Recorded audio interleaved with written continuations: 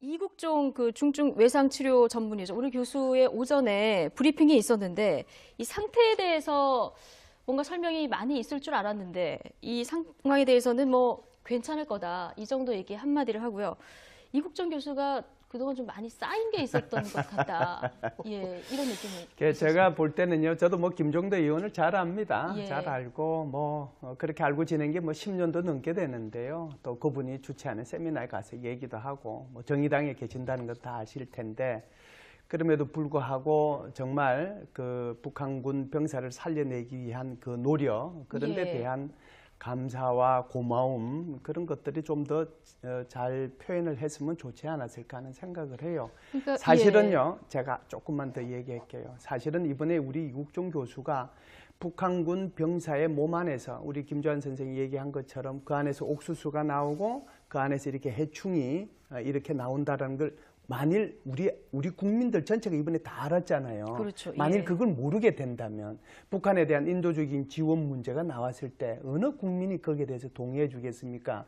북한 사람들에 대해서 우리 해충약 보내줘야 된다라고 얘기할 때 어느 국민들이 거기에 대해서 많이 동의해 주겠어요? 제가 볼 때는요, 이국종 교수는 단지 넘어온 우리 한 병사 네. 한 명에 대해서만 그런 것이 아니라 북한 전체에 이런 심각한 문제가 있다는 것을 우리 국민 전체에 알렸고 전 세계에 알린 거거든요. 예. 그래서 오히려 북한이 적어도 인도주의적인 차원에서 지원받을 수 있는 여건을 저는 마련해 줬다고 생각을 해요. 그런데 이제 김종대 의원께서 너무 네. 이 환자의 소위 말해서 기순병의 세세한 것까지 예. 얘기함으로써 이게 뭐 인격을 인격테러다. 얘기했다는 게 그건 조금 좀 많이 나간 것 같습니다. 또 아마 그 발언 하나, 때문에 조금 마음고생을 지금 하신 것 같은데. 그 이국종 교수가 그 병사한테만 매달리는 것이 아니라 그렇죠. 병상이 100석밖에 안 되는데 150명이 포화 상태는 사실 중증센터가 아주대병원이 제일 잘 돼 있는 거는 다 알 겁니다. 예. 그러니까 경기소방서에서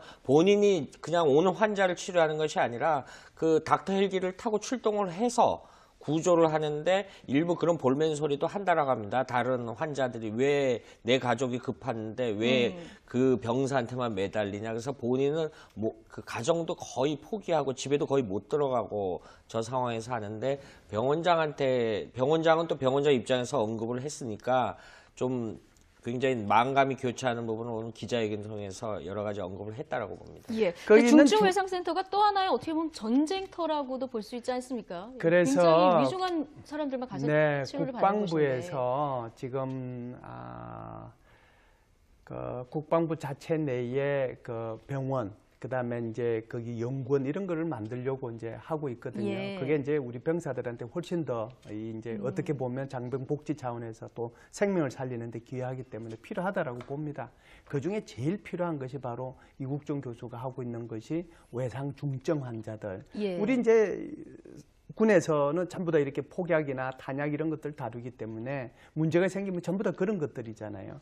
그런 데 대한 연구원 또 이국종 교수 같은 사람들을 길러내는데 그런데 우리 국방부가 좀 많은 관심을 가져야 되지 않겠냐 생각이 들고요. 덧붙여서 한 말씀만 더 드리면 거기 아주대에 있는 그 주변에 있는 주민들께서 좀 불편해 하신다고 그래요. 예. 그래서 이제 그 이유가 바로 이국종 교수가 좀 전에 우리 김주환 저 기자가 얘기한 것처럼 정말 그런 외상 중증 환자가 생기면 닥터 헬기에 타고 같이 가서 다시 여기 이제 헬기에 내리니까 그 헬기 소리가 좀 부담된다는 거거든요. 그래서 예.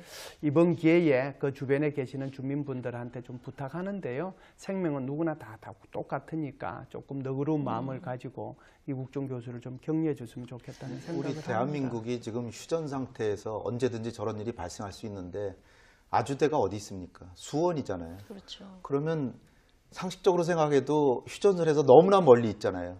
의정부나 이런 파주나 이런데 좋은 병원이 없으니까 거기까지 간 거 아닐까요? 예. 그러니까 이런 부분에서 국방부에서 단지 뭐 병사들 후생이나 복지 차원에서도 반드시 그쪽에서도 치료할 수 있는 시설이 있어야 되겠죠. 그런데 지금 아주대까지 왔다니까 저로서도 상당히 좀 의아한 그런 생각이 예. 듭니다. 사실 과거에 16대 국회 때 국방부가 지금 말씀하셨던 국방의료원, 가칭 국방의료원 신설 법안을 국회에 제출한 적이 있었어요. 그래서 지금 그런 부분을 그때부터 하는데 그때 여러 가지 국내 이익단체들의 반대에 직면하고 해서 거의 그 법안이 폐기됐고 다시 수정안이 나오고 이런 과정이 있습니다. 그래서 굉장히 이건 어떤 포괄적으로 봐야지 단순하게 국방부가 그동안 뭐 했냐 이렇게 국방부만 질타하는 부분은 아니라고 봅니다. 근데 왜냐하면은 사실 그런 부분이 없잖아요. 있기 때문에 이렇게 좀 이 자리에 설명을 드리는 거예요. 그렇군요. 그래서 어쨌든 예. 국방부 입장에서 그걸 만들려고 해도 여러 가지 이제 제약 사항이 있고 그러니까 이제 그 아주대학교 이국종 교수 팀하고 예. 협약을 맺은 거예요. 그렇기 때문에 이번에 이제 그쪽으로 가서 생명을 살린 거죠. 그렇지 않았으면 아마 협약이 안 돼 있기 때문에 여러 가지 또 어려움이 아마 있었으리라고 생각을 합니다. 그렇군요. 이국종 교수 오늘 내가 외상센터 이렇게 어렵게 지은 외상센터 지을 때보다도 병원장의 호출이 훨씬 더 많았다. 이 한 환자 치료를 하면서 이 얘기를 했는데 이 환자를 치료하는 데만 전념할 수 없는 이런 분위기가 좀 감지가 되긴 했거든요.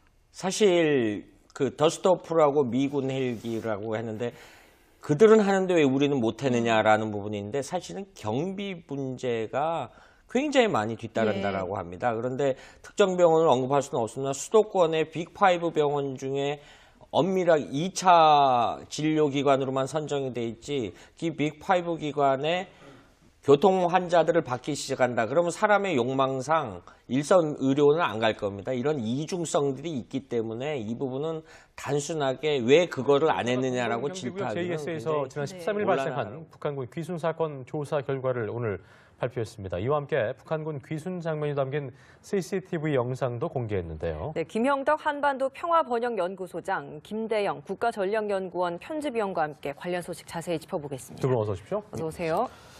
자, 함께 보신 대로 지난 13일 북한군 한 명이 JS를 통해서 남쪽으로 넘어온 사건이 발생한 직후부터 유엔사가 꾸준히 사건 경위를 조사해 왔는데요. 오늘 조사 결과를 발표했습니다. 다시 한번 이 부분 좀 짚어주실까요? 네. 두 가지로 좀 요약을 해볼 수 있겠습니다. 그리고 네. 북한이 우리 남측을 향해서 사격을 했다는 것도 영상을 통해서 명백하게 공개가 됐고요. 네. 또 한 가지는 이 귀순 이후에 대대장이 과연 어떠한 역할을 했느냐에 대해서도 최근 들어 논란이 불거졌는데 그 부분도 영상 공개를 통해서 명백하게 확인이 됐고요.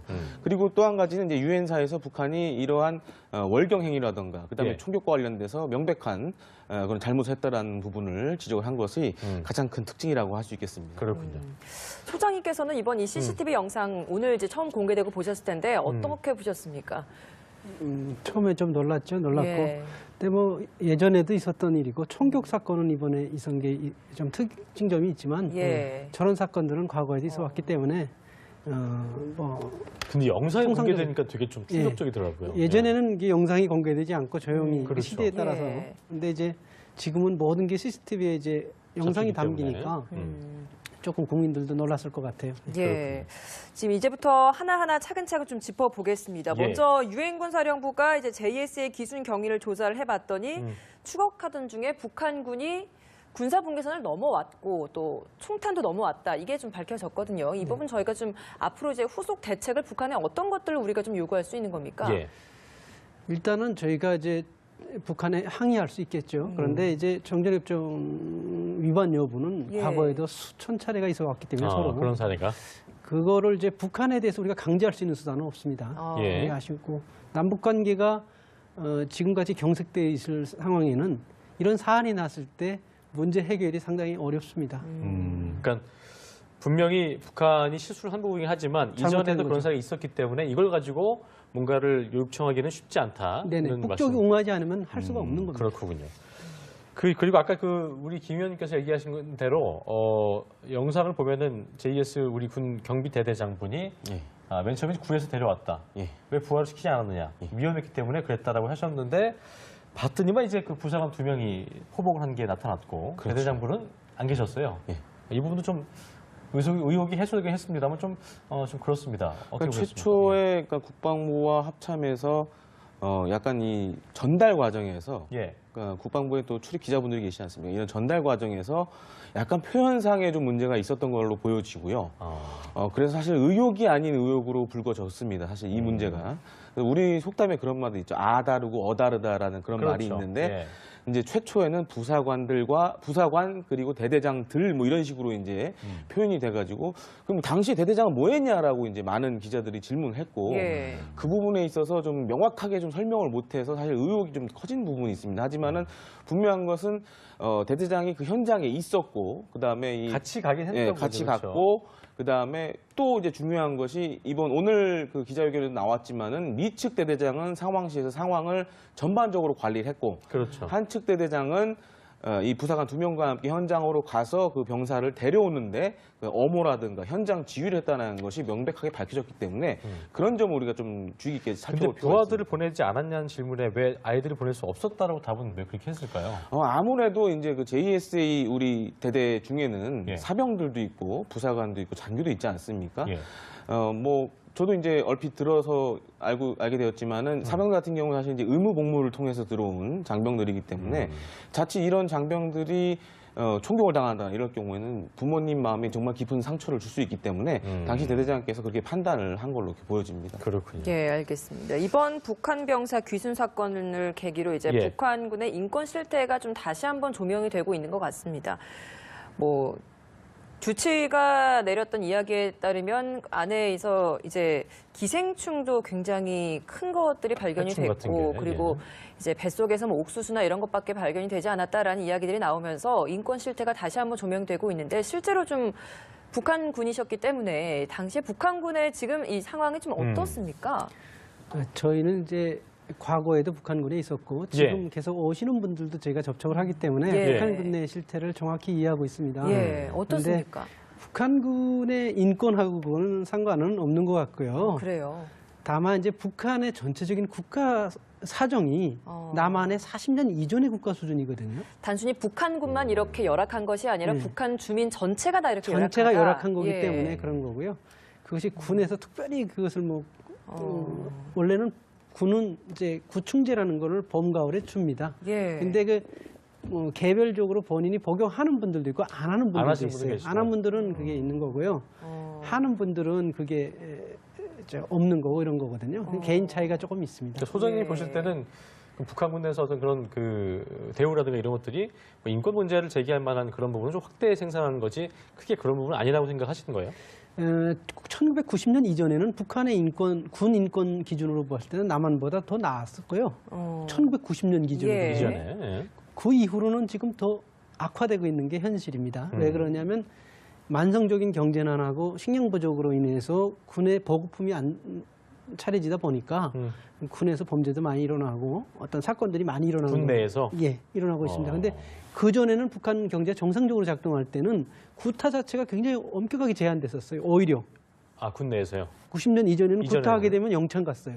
누군가를 구타하면은 그 사람 장래가 없어지는 겁니다. 그래서 구타가 거의 오히려 적었죠. 남한보다. 없었는데. 근데 남한은 계속 발전하면서 그게 좋아졌고 예. 북한은 후퇴한 거죠. 그렇게 실제로 이해하시면 뭐 그 계실 때나 그 먹는 음식 같은 게 뭐 실태가 어때요? 북한군은 지금 앞서서 말씀드렸지 1990년 이전에는 군이 보급품이 충분했기 때문에 배고픔이 없었습니다. 그런데 90년 이후에 식량난, 경제난이 닥치면서 일부 부대를 제외하고는 만성적인 그 식량 부족에 시달리고 있고요. 그럼 지금 넘어온 그 귀순 병사도 굉장히 식량 기근에 시달려서 뭐 아사까지는 아니지만 굉장히 좀 굶주려 있을 가능성이 크다라고 좀 보시는 건가요? 다수의 북한군은 만성적인 배고픔에 시달리고 있습니다. 사실은. 그렇군요. 자, 그리고 이게 보니까 수천 명의 이거 좀 충격적이었는데 젊은 북한 여성들이 끼니를 거르지 않을 것으로 생각해서 군대에 자원하지만 생활이 너무 고돼서 대부분 다 생리를 잘 못한다고 그래요. 그리고 성폭행도 당한다. 이 부분도 좀 짚어주시면 좋을 것 같아요. 네네. 예. 제가 앞서서 말씀드렸죠. 90년 이전에 북한 경제가 잘 작동될 때는 북한 군의 여성들은 서로 선망 가고 싶어 했어요. 왜 그러냐면 화장품이나 생리대나 이런 것들을 우선적으로 줬기 때문에 그래요. 그런데 90년 이후에 군인들에게 나빠지면서 군의 보급품이 없어지기 시작하니까 그다음에 점점 나빠지기 시작했고요. 특히 이제 전체적으로 보급품이 특수병종 그러니까 뭐 김정은을 보위한다든지 혹은 뭐 이게 최전방에 나와 있다든지 이런 특수병종을 제외한 기타 부대들은 거의 보급품이 부족하죠. 그러니까 뭐 원래 여군 자체가 많지는 않습니다. 전체 10%밖에 안 되고요. 10%입니까? 네, 전체 군의 10%밖에 안 됩니다. 그러니까 그분들이 군 생활이라는 건 참 어렵다는 건 기본적으로 말할 수 없죠. 군의를 90년 기준을 얘기해 주셨는데 여군들이 그러니까 군을 지원하려고 하는 그 분들이 좀 많은 편이에요. 그러니까 선망의 대상이 좀 되는 그런 예전에는 느낌인가요? 그랬죠. 지금은 아닙니다. 지금은 사회가 더 쌍말이 좋기 때문에 어. 군을 막 자원해서 지원하는 게 거의 없습니다. 그렇군요. 이렇다 보니까 지금 군의 사기도 좀 많이 떨어져 있지 않을까. 그렇습니다. 주민들 사이에서도 북한군으로 뭐 특히 여성 같은 경우에는 직접 지원을 하더라도 생활에 크게 나아질 게 없다라는 것들이 공공연하게 알려져 있는 거죠. 네네. 사실 북한군에 예. 지원하는 율이 1990년대 말 이후로 예. 남성들도 강제화돼서 가는 거지 아. 자원하는 건 비율은 상당히 줄어들었습니다. 지금 북한이 계속적으로 이제 뭐 국제적으로 세계 이야기를 하는 것들은 핵강국이다. 우리는 점점 더 강해지고 있다라고 이야기를 하고 있지만 실질적으로 북한군 내에서는 기근에 시달리고 있고 이렇다 보니까 군 내에서의 좀 분위기도 좀 많이 사기가 저하되지 않을까 싶은데 실질적으로 좀 어떻습니까? 거듭 말씀드립니다만 북한의 주요 부대 몇 부대를 빼고는 사실은 만성적인 식량난에 시달리고 있고 그럼 주요 부대라고 하는 것들은 거기에서는 뭐 식료품이나 이런 것들이 좀 풍부한 편입니까? 정권을 보위하는 체제를 보위하는 그런 집단들이죠. 그런 예. 집단들은 봉급하는 거고. 그것도 좀 특수부대 같은 개념인가? 그건? 그렇죠. 예. 그 부대를 제외하고는 그 비율이 어느 정도예요? 그 전체적으로 저는 봤을 때? 한 10만 정도 될 거라고 봅니다. 10만 정도를 빼고는 나머지 한 90만 정도는 상당히 어렵지 전체 한 않을까. 10% 정도만 네. 그렇게 되고. 나머지는 군 생활이 상당히 어려움을 겪는 거로 제가 이해하고 있습니다. 그래서 알겠습니다. 좀 더 보충드리자면 예. 사실 좀 이번 말씀해 그 귀순 사건에서도 보시다시피 안에 그 회충이라던가 그래서 음식물도 사실 이제 강냉이 우리나라 예. 말로 하면 이제 옥수수 그렇죠. 같은 거 그것도 이제 뭐 조리되지 가공되지 않은 그런 않은. 것들을 이제 그 병사의 몸속에서 나왔는데 사실 지금 어디 부대 출신이냐는 좀 논란의 여지가 있지만은 아마 이제 그 공동경비구역이라는 근처라든가 아니면 내부라든가 그럴 경우에 북한에서도 굉장히 당성이 좋고 그다음에 평양에 또 거주하거나 뭐 이런 정도로 당과 그 군에서 정말 신임을 받는 사람만이 올 수 있는 구역인데 그러겠죠. 그런 장교 혹은 병사라고 지금 추정이 되는데 그 음식물 상태가 그렇다는 것은 그야말로 뭐 특수부대, 그 정권 보위를 위한 여러 부대 중에서도 이런 정도 수준이라면은 굉장히 지금 북한의 그런 북한군 전체적인 상황이 상태 안 좋다. 열악하다라고 이렇게 판단할 수 있겠죠. 소장님께서 보실 때 지금 그 위원님 얘기하신 대로 그 JS 근처에서 이렇게 온 거기 때문에 어떻게 좀 추정을 하세요? 그러니까 괜찮은 부대에서 온 병사일 거다 이런 부분은 어떻게 좀 보고 계신 거예요? 저는 전방 부대는 아닐 거라고 봅니다. 왜냐하면 이제 저 국방부에서 발표를 해야 되니까 그건 네. 추후 우리가 살펴봐야 되겠지만 보통 그 JS에 근무하는 사람들은 무장하거든요. 예. 무장이 없는 상태, 비무장이었고 그리고 차를 몰고 돌진해서 들어온 거 봐서는 외부에서 뭐 물자 공급하는 부대, 후방 부대 아닌가 저는 이렇게 보고 있습니다. 근데 후방 부대를 갔다가 물자 공격하다가 중간에 본인이 이탈을 한 건데 그게 출렁날라 하다 보면 그 상황을 알게 되잖아요. 알게 되면 이제 탈출 의지가 있으면 그걸로 들어오면 되는 거죠. 근데 그 탈출한 그럼 만약에 전방이 아니라면 네. 그 탈출 동선이 길었을 텐데 그렇게 어떻게 올 수 있었을까요? 그것도 좀 궁금한데. 제가 말씀드린 후방이라 하면은 JS 근처 바로 앞이 아니고 바로 근처에서 예. 후방 부대들이 있으니까 그쪽에서 저 JS의 공급 물자를 이제 싣고 들어날라 하다 보면 그 상황을 알게 되겠죠. 그런데 그런 분이 차를 몰고 들어오지 않았나. 실제로 좋은 부대가 아닐 수도 있는 부분이다. 그렇죠. 그거는. 그래서 저희가 뭐 추측밖에 할 수 없기 때문에 이 부분을 알겠습니다. 그리고 아까 저희가 다시 한번 그 쪽을 좀 짚어보자면 아까 그 넘어올 때 그 경고 사격을 했잖아요. 근데 저희가 이제 군사 분계선이라는 게 있는 건데 이렇게 분계선 총탄의 낙하 지점이 군사 분계선을 넘으면 안 되는 거죠. 당연하죠. 특정이라는 게? 그 어떻게 보면 우리 측에 대한 그런 위협 행위라고 할 수 있고요. 특히 이제 영상을 잘 보시면 아시겠지만은 이제 추격조라고 하는 인원들이 갑자기 막 우르르 튀어나옵니다. 나오면서 자동 수총을 들고 나오고 그렇죠. 예. 사격을 막 하는 장면이 나오지 예. 않습니까? 예. 그리고 또 하나가 갑자기 한 병사가 사격 끝나고 이제 선을 넘죠. 선을 넘어서 예. 화들짝 놀라서 이제 다시 돌아가는 그쵸. 장면이 보이는데 이런 것들은 명백하게 사실 정전협정 위반이고 그렇기 때문에 이것은 어떻게든 북한에 이제 항의를 해야 되는 부분이라고 할 수 있겠습니다. 그러니까 소장님께서는 이게 일단 그런 일들이 많이 있었기 때문에 그렇죠. 일방적으로 우리가 한다 하더라도 그쪽에서 응하지 않는다면 어쩔 수 없는 부분이라고 얘기는 하지만 더욱이나 어떻게 좀- 북한이 사실 지금 정전협정을 무력화시키고 있는 상황이라 예. 만약에 이제 이것과 관련돼서 회담을 하자고 그쪽에다 얘기를 해도 안 받을 가능성이 굉장히 높고요. 그렇게 되면은 이제 서면상으로 그쪽에 이제 전달하는 식으로 항의하는 것이 뭐 마지막 수단이라고 할 수 있겠습니다. 그러니까 이게 좀 애매한 것 같아요. 정전협정을 위반을 했는데 우리가 할 수 있는 게 아무것도 없다라는 것 자체가 그 좀 자체도 굉장히 개정돼야 되는 부분이 아닐까 싶기도 구속력이 한데요. 없는 것도 그렇고요. 그렇습니다. 이제 일부에서 그런 주장들 많이 하고 예. 계시는데요. 예. 뭐 예를 들어서 GOP나 GP 이런 곳은 이제 우리 지역이고 우리가 예. 관할 건이 있고 그렇기 때문에 뭐 북한이 만약 저런 도발을 한다 그러면은 우리가 즉각 대응할 수 있습니다. 근데 문제는 이 공동 경비구역 같은 경우에는 예. 관리는 우리가 하지만 실질적으로 그 지배를 하고 그 주도를 하고 있는 것은 유엔사이기 때문에 그런 좀 특수한 지역이라는 것을 좀 고려를 하셔야 됩니다. 그래서 이번에도 사실 왜 우리는 총을 쏘지 않았느냐 이런 얘기들을 많이 하시는데 자칫 이게 너무 우리가 세게 대응을 할 경우에는 우리가 정전협정을 위반할 수도 있는 소지가 있고 또한 북한에게 국지 도발의 빌미를 제공할 수가 있습니다. 그렇기 때문에 이거는 좀 신중하게 유엔사라든가 정전위와 협의를 거쳐서 앞으로 교전 수칙을 어떻게 바꾸고 것인가 이건 좀 협의를 해야 될 부분이라 생각합니다. 그렇군요. 이게 보니까 북한군이 한국으로 귀순한 게 이제 올 들어 3번째인데요. 그러니까 JS를 통해 귀순한 게 이제 2007년 이후에 10년 만의 일인 건데 김정은이 이제 백강국이 됐다고 주장하고 선전하고 있지만 아까 말씀드린 대로 정작 북한군의 어떤 이런 그 상황은 열악하기 때문에 사기와 전력이 좀 약화되고 있다. 이런 부분을 봤을 때 결과적으로 앞으로도 국제사회 제재가 더 강해진다면 이 부분이 심해질 수밖에 없다고 볼 수밖에 없겠네요. 어떻게 좀 예상하세요? 사실은 북한이 정상국가화가 되는 게 우선이고요. 정상국가가 되지 않은 남북관계는 계속 불안정하게 돌아갈 겁니다. 왜 그러냐면 우리하고 관계가 있으면은 그러면서 규제할 수 있는 수단들이 있는데 예. 관계가 없으면 규제할 수 있는 수단이 없는 겁니다. 장치 자체가 없기 때문에 사실 남북 관계가 정상적인 관계로 언젠가는 전환이 돼야 됩니다. 그게 큰 틀에서 의미가 있고요.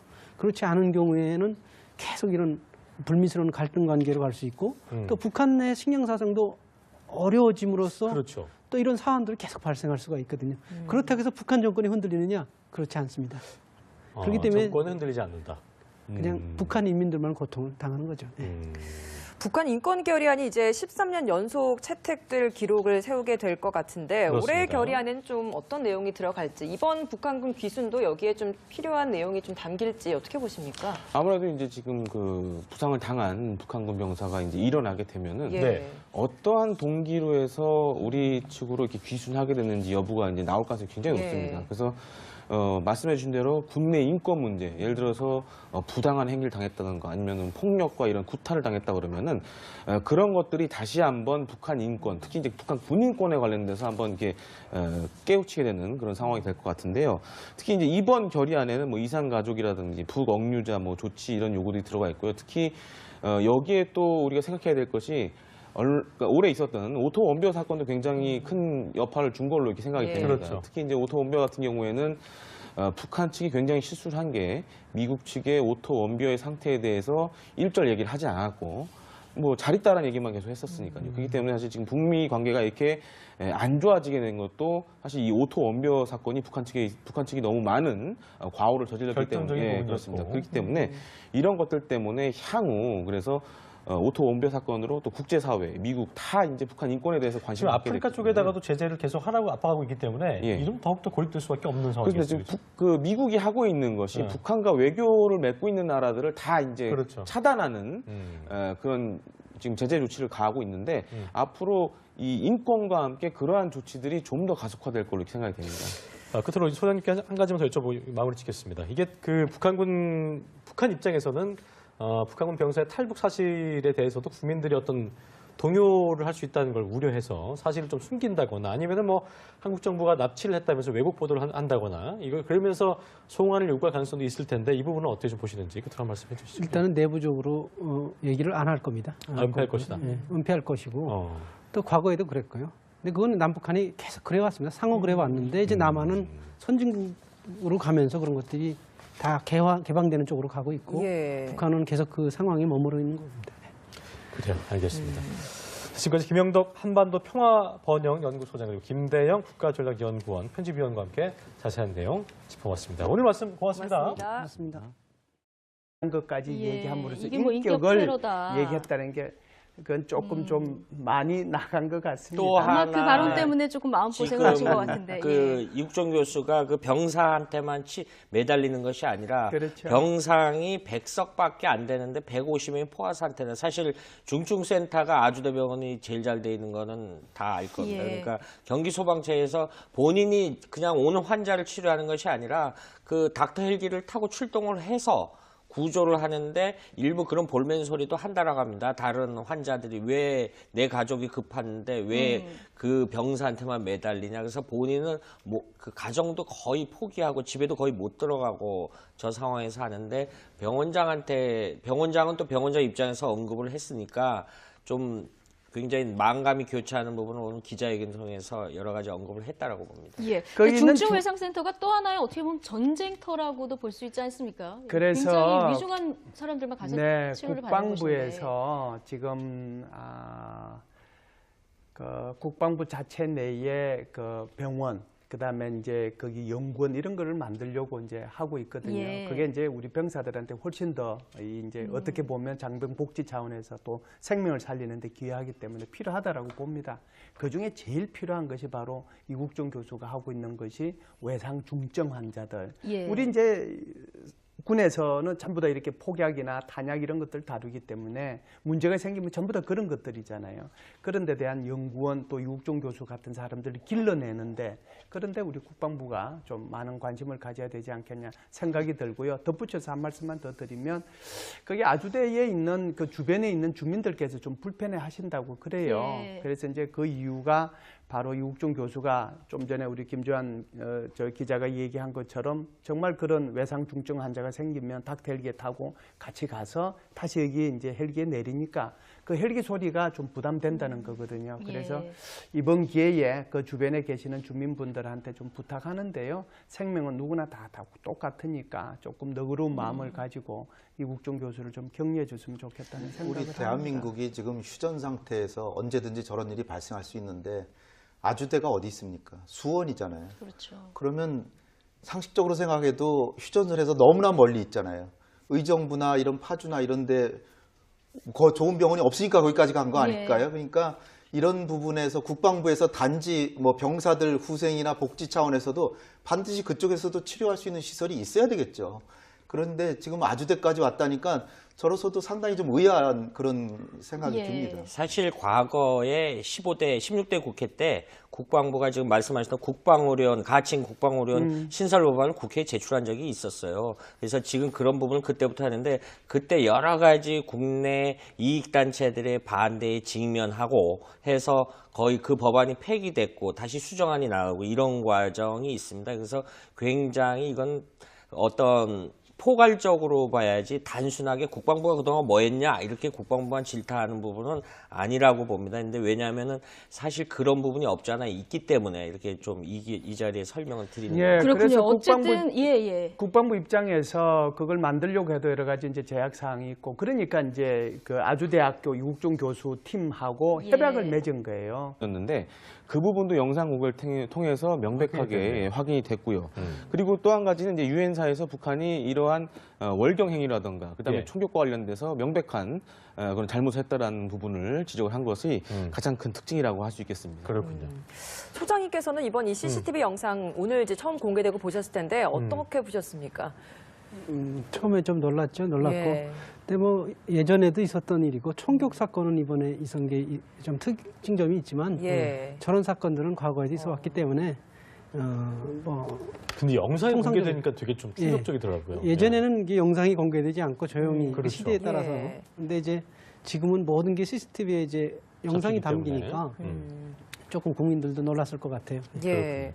지금 이제부터 하나하나 차근차근 좀 짚어보겠습니다. 예. 먼저 유엔군 사령부가 이제 JS의 기준 경위를 조사를 해봤더니 추격하던 중에 북한군이 군사 분계선을 넘어왔고 또 총탄도 넘어왔다. 이게 좀 밝혀졌거든요. 이 부분 저희가 좀 앞으로 이제 후속 대책을 북한에 어떤 것들을 우리가 좀 요구할 수 있는 겁니까? 예. 일단은 저희가 이제 북한에 항의할 수 있겠죠. 그런데 이제 정전협정 위반 여부는 예. 과거에도 수천 차례가 있어 왔기 때문에 서로 그런 사례가.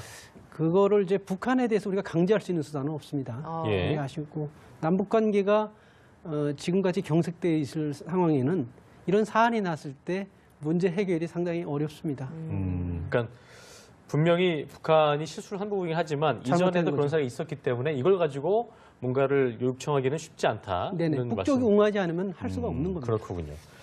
그리고 아까 우리 김 의원님께서 얘기하신 대로 영상을 보면은 JS 우리 이국종 그 중증 외상 치료 전문의죠. 오늘 교수의 오전에 브리핑이 있었는데 이 상태에 대해서 뭔가 설명이 많이 있을 줄 알았는데 이 상황에 대해서는 뭐 괜찮을 거다 이 정도 얘기 한마디를 하고요. 이국종 교수가 그동안 좀 많이 쌓인 게 있었던 것 같다. 예, 이런 느낌이. 제가 볼 때는요, 저도 뭐 김종대 의원을 잘 압니다. 예. 잘 알고 그렇게 알고 지낸 게 10년도 넘게 되는데요. 또 그분이 주최하는 세미나에 가서 얘기도 하고 정의당에 계신다는 것 다 아실 텐데 그럼에도 불구하고 정말 그 북한군 병사를 살려내기 위한 그 노력 그런 데 예. 대한 감사와 고마움 그런 것들이 좀 더 잘 표현을 했으면 좋지 않았을까 하는 생각을 해요. 그러니까, 사실은요, 제가 조금만 더 얘기할게요. 사실은 이번에 우리 이국종 교수가 북한군 병사의 몸 안에서 우리 김조한 선생이 얘기한 것처럼 그 안에서 옥수수가 나오고 그 안에서 이렇게 해충이 이렇게 나온다는 걸 만일 우리 국민들 전체가 이번에 다 알았잖아요. 그렇죠. 만일 예. 그걸 모르게 된다면 북한에 대한 인도적인 지원 문제가 나왔을 때 어느 국민이 거기에 대해서 동의해 주겠습니까? 북한 사람들에 대해서 우리 해충약 보내줘야 된다라고 얘기할 때 어느 국민들이 거기에 대해서 많이 동의해 주겠어요? 제가 볼 때는요, 이국종 교수는 단지 넘어온 우리 한 병사 네. 한 명에 대해서만 그런 것이 아니라 북한 전체에 이런 심각한 문제가 있다는 것을 우리 국민 전체에 알렸고 전 세계에 알린 거거든요. 예. 그래서 오히려 북한이 적어도 인도주의적인 차원에서 지원받을 수 있는 여건을 저는 마련해 줬다고 생각을 해요. 그런데 이제 김종대 의원께서 너무 이 환자의 소위 말해서 기순병의 세세한 그렇기 때문에 이번에 이제 그쪽으로 가서 생명을 살린 거죠. 그렇지 않았으면 아마 해박이 안 돼 있기 때문에 여러 가지 또 어려움이 아마 있었으리라고 생각을 합니다. 그렇군요. 이국종 교수 오늘 내가 외상센터 이렇게 어렵게 지은 외상센터 지을 때보다도 병원장의 호출이 훨씬 더 많았다. 이 한 환자 치료를 하면서 이 얘기를 했는데 이 환자를 치료하는 데만 전념할 수 없는 이런 분위기가 좀 감지가 되긴 했거든요. 사실 그 더스토프라고 미군 헬기라고 했는데 그들은 하는데 왜 우리는 못했느냐라는 부분인데 사실은 경비 문제가 굉장히 많이 뒤따른다라고 합니다. 그런데 특정 병원을 언급할 수는 없으나 수도권의 빅5 병원 중에 엄밀하게 2차 진료기관으로만 선정이 돼 있지 이 빅5 기관에 교통 환자들을 받기 시작한다. 그러면 사람의 욕망상 일선 의료는 안 갈 겁니다. 이런 이중성들이 있기 때문에 이 부분은 단순하게 왜 그거를 안 했느냐라고 질타하기는 JS에서 지난 13일 곤란하다고. 발생한 북한군 귀순 사건 조사 결과를 오늘 발표했습니다. 이와 함께 북한군 귀순 장면이 담긴 CCTV 영상도 공개했는데요. 네, 김형덕 한반도 평화번영연구소장, 김대영 국가전략연구원 편집위원과 함께 관련 소식 자세히 짚어보겠습니다. 두 분 어서 오십시오. 어서 오세요. 자, 함께 보신 대로 지난 13일 북한군 한 명이 JS를 통해서 남쪽으로 넘어온 사건이 발생한 직후부터 유엔사가 꾸준히 사건 경위를 조사해 왔는데 오늘 조사 결과를 발표했습니다. 다시 한번 이 부분 좀 짚어주실까요? 네. 두 가지로 좀 요약을 해볼 수 있겠습니다. 그리고 네. 북한이 우리 남측을 향해서 사격을 했다는 것도 영상을 통해서 명백하게 공개가 됐고요. 네. 또 한 가지는 이 귀순 이후에 대대장이 과연 어떠한 역할을 했느냐에 대해서도 최근 들어 논란이 불거졌습니다.